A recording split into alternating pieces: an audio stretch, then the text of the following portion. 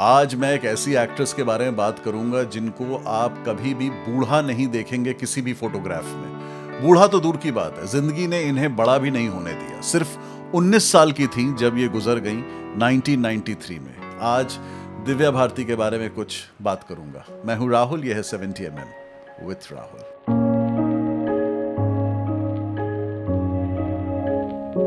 दिव्या भारती पैदा हुई थी 1974 में 25 फरवरी के दिन। बचपन से ही ये आईने के सामने खड़े होकर डांस करती थीं, गाना गाती थीं और जैसे जैसे बड़ी हुई माँ बाप ने देखा कि पढ़ाई लिखाई में इनका बिल्कुल मन नहीं लगता, दिव्या भारती का रुझान था डांस, ड्रामा, एंटरटेनमेंट और ग्लैमर की तरफ।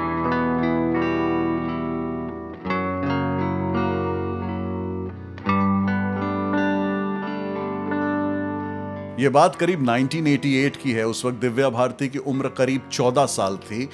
दिव्या भारती उस वक्त एडवर्टाइजमेंट्स करने लग गई थी और उसी दौरान वो टच में आई एक फिल्म एजेंट के, जिन्होंने दिव्या भारती को ये समझाया कि अगर पढ़ाई लिखाई से आज़ादी चाहिए तो फिल्मों में काम करना शुरू कर दो। दिव्या भारती के मन में ये बात घर कर गई और जल्द ही उन्होंने ऑडिशन दिया था या स्क्रीन टेस्ट दिया था फिल्म सौदागर में मनीषा कोइराला वाले रोल के लिए, लेकिन सुभाष घाई ने उन्हें रिजेक्ट कर दिया ये कहकर कि तुम बहुत छोटी दिखती हो।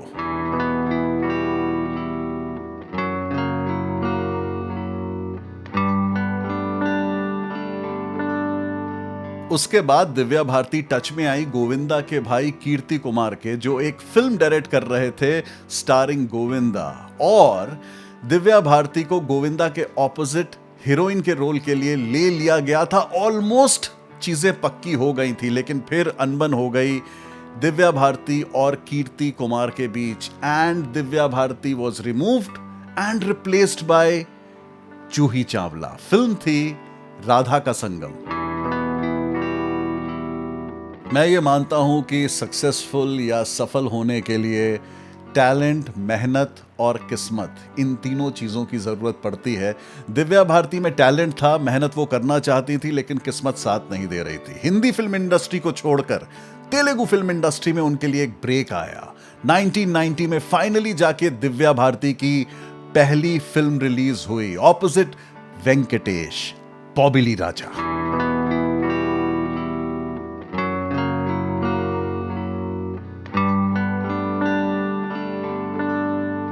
इस फिल्म के बाद दिव्या भारती ने कुछ और छोटे मोटे रोल्स किए। फाइनली अगले साल 1991 में दिव्या भारती की दो और तेलुगु फिल्म्स आईं जो हिट थी, rowdy Alludu opposite Chiranjeevi and assembly rowdy opposite Mohan Babu. इन दो फिल्मों के हिट होने के बाद फाइनली 1991 में हिंदी फिल्म इंडस्ट्री ने और हिंदी फिल्म इंडस्ट्री के प्रोड्यूसर्स और डायरेक्टर्स ने दिव्या भारती को नोटिस किया and that's when the break in Hindi film industry happened. Trimurti films ने दिव्या भारती को साइन किया एक ऐसी फिल्म के लिए जिसमें नसीरुद्दीन शाह थे, सनी देओल थे, चंकी पांडे थे, सोनम थी, अमरीश पुरी थे। ये फिल्म अगले साल 1992 में रिलीज हुई, दिव्या भारती की डेब्यू बनी और इस फिल्म का एक ऐसा गाना बना जो आज भी इंस्टाग्राम पे रील बन के हम सबके बीच में घूम रहा है, विश्वात्मा।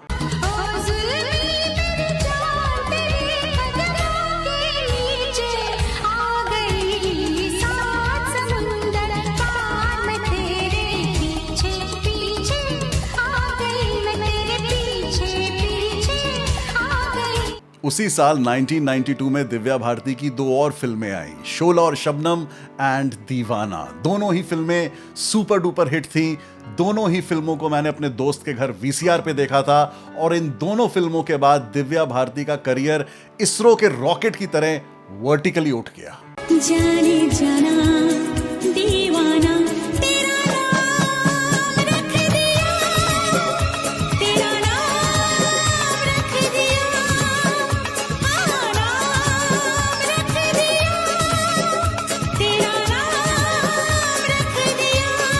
मैं उस वक्त स्कूल में था and I had a big crush on Divya Bharti.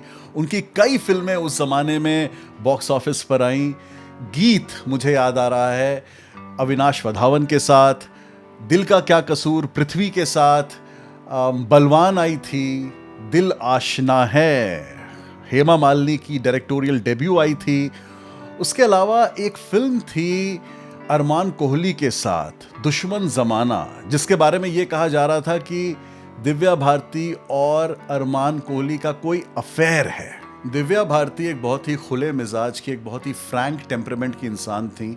अपनी मर्जी से अपनी ज़िंदगी जीना चाहती थी और अपनी मर्जी से ही उन्होंने साजिद नाडियाडवाला से शादी की थी, अपने पेरेंट्स को बिना बताए।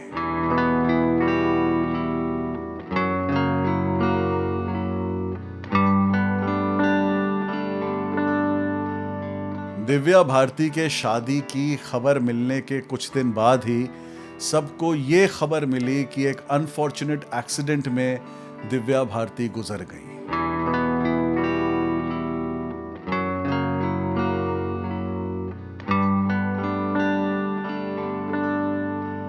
आप जरा इमेजिन करिए कि दिव्या भारती ने सिर्फ 3 साल फिल्मों में काम किया था, 1.5 साल तेलुगु फिल्म इंडस्ट्री में और 1.5 साल हिंदी फिल्म इंडस्ट्री में, लेकिन क्या काम किया था कि हम आज भी उनके बारे में बात कर रहे हैं, आप आज भी उनका ये वीडियो देख रहे हैं। और मैं इस वक्त आपको मेरा फेवरेट दिव्या भारती पर पिक्चराइज किया हुआ गाना सुनाना चाहता हूं, जो फिल्म रंग से है। ये फिल्म बड़ी खास है क्योंकि इस फिल्म को दिव्या भारती के गुजरने के बाद रिलीज किया गया था और तब तक दिव्या भारती अपनी आवाज में इस फिल्म को डब नहीं कर पाई थी। इसलिए दिव्या भारती के सारे डायलॉग्स इस फिल्म में दिव्या भारती नहीं बल्कि एक डबिंग आर्टिस्ट ने रिकॉर्ड किए थे। सारी दुनिया कहेगी एक लड़की ने अपनी जान दे दी इश्क में पैदल चलते चलते। एंड ऑन दैट नोट, ये रहा मेरा फेवरेट दिव्या भारती सॉन्ग।